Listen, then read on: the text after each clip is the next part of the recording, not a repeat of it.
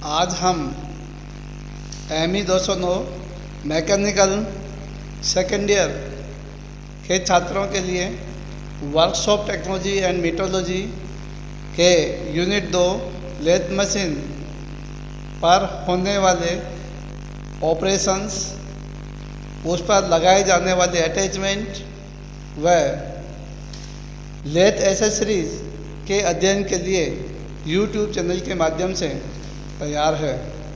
सभी JPC डूंगरपुर व JPC Udaipur के सभी छात्रों का YouTube चैनल के माध्यम से ली जा रही इस क्लास में सभी छात्रों का स्वागत है। सबसे पहले हम बात करते हैं लेथ मशीन की। जैसा कि हमने कल हमारी स्टडी में लेथ मशीन के बारे में, कंस्ट्रक्शन के बारे में बताया था।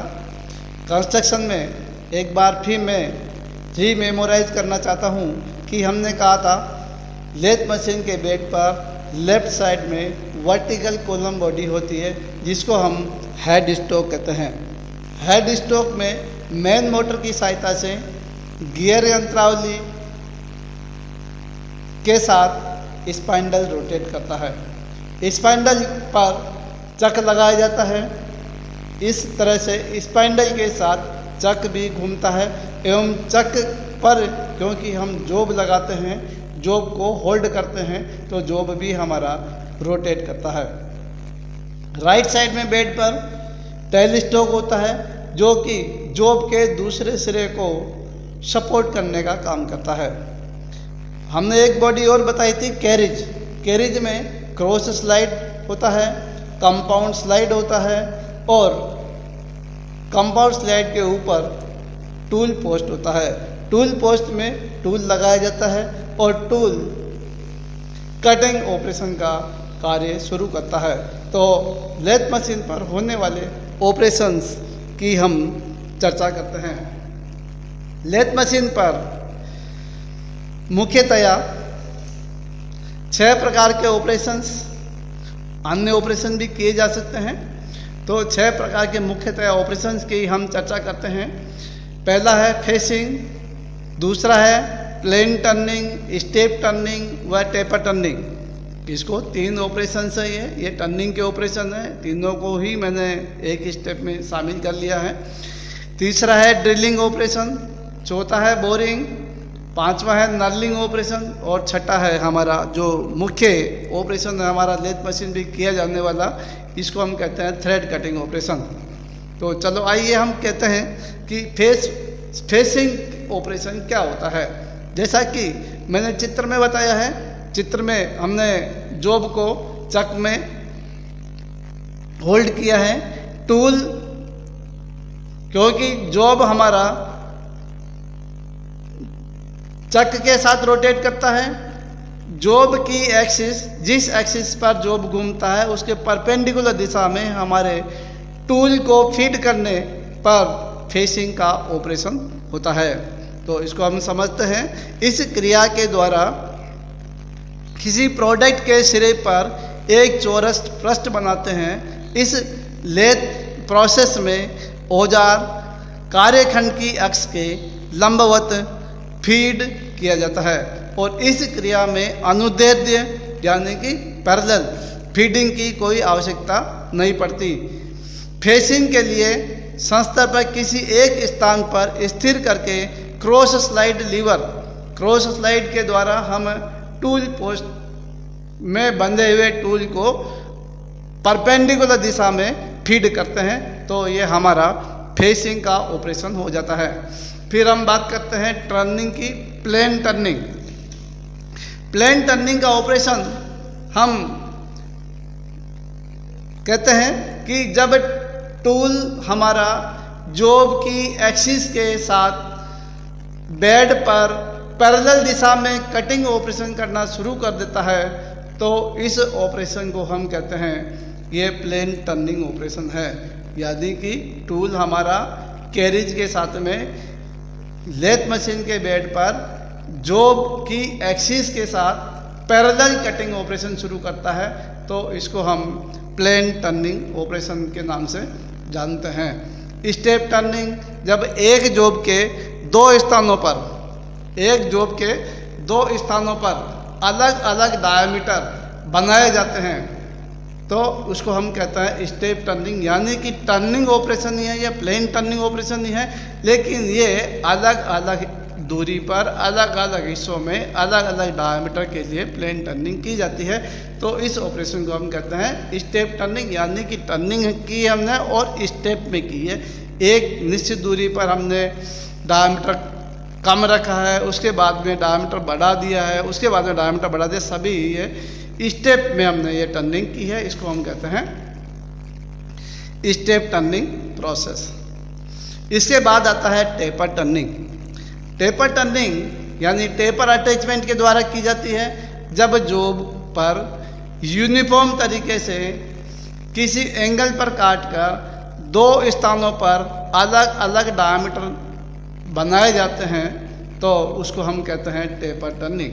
जॉब के एक सिरे पर डायमीटर अधिक है, दूसरे सिरे पर डायमीटर कम है, तो उसके बीच में यूनिफॉर्मली हम रिड्यूसिंग मैनर में टूल को चलाएंगे। यह टेपर टर्निंग अटैचमेंट के माध्यम से किया जाता है, तो ये टेपर टर्निंग की क्रिया कहलाती है। इसके बाद आता है ड्रिलिंग। जैसा कि कल भी हमने इसके बारे में हमारी लेथ मशीन की क्लास में चर्चा की थी। ड्रिलिंग के लिए ड्रिलिंग टूल काम में लिया जाता है। जॉब पर जब कोई होल बनाने की क्रिया की जाती है तो इसको हम कहते हैं ड्रिलिंग ऑपरेशन। ड्रिलिंग टूल हमारा टेल स्टॉक में जो डेड सेंटर लगा होता है उसके स्थान पर लगाया जाता है। यानी कि टेल स्टॉक के बैरल में जो डेड सेंटर लगाया जाता है उस डेड सेंटर के स्थान पर हम ड्रिलिंग टूल, स्वरल ड्रिलिंग टूल होता है तो ड्रिल टूल हम लगा देते हैं। और टेल स्टॉक पर लगे हुए पीछे जो व्हील है हमारा, जो फीडिंग, जो हमारा बैरल को आगे और पीछे, टेल स्टॉक को आगे और पीछे फीड करने के लिए काम में लिया जाता है, उसके माध्यम से हम ये ड्रिल की क्रिया करते हैं। इसके बाद आता है बोरिंग ऑपरेशन। बोरिंग का अर्थ होता है कि पहले से बने हुए होल को बड़ा करने की क्रिया को हम बोरिंग ऑपरेशन कहते हैं। बोरिंग ऑपरेशन बोरिंग बार के द्वारा, बोरिंग टूल के द्वारा किया जाता है। यह फोर्स्ड टूल होता है, यानी कि कार्बन स्टील का रोड जिसके एक सिरे पर मोड़कर कटिंग एज बना दी जाती है, इसको हम बोरिंग टूल कहते हैं। तो ये पहले से बने हुए होल को बड़ा करने के लिए बोरिंग टूल भी हमारा टेल स्टॉक में ही लगाकर ये ऑपरेशन किया जाता है। इसके बाद आता है नर्लिंग। ये टूल पोस्ट में कई बार हमारे जॉब जब बनाए जाते हैं तो चिकने, सुंदर और आकर्षक तो बन जाते हैं, लेकिन उनको पकड़ने में वो चिकने होने के कारण से जल्दी गिरने की संभावना रहती है, फिसल जाने की संभावना रहती है, तो ग्रिपिंग उनकी ख़त्म हो जाती है। तो ग्रिपिंग बनाने के लिए उनके ऊपर ये कटिंग ऑपरेशन तो नहीं है, इसमें मेटल कटिंग तो नहीं होता, लेकिन उभार प्रकट हो जाता है। जॉब की बाहरी सतह पर उभार प्रकट हो जाता है। कुछ मेटल का कुछ पार्ट अंदर घुस जाता है, कुछ पार्ट उभार आ जाता है, जिसके कारण से वो खुरदरापन, एक स्थान पर खुरदरापन तैयार हो जाता है।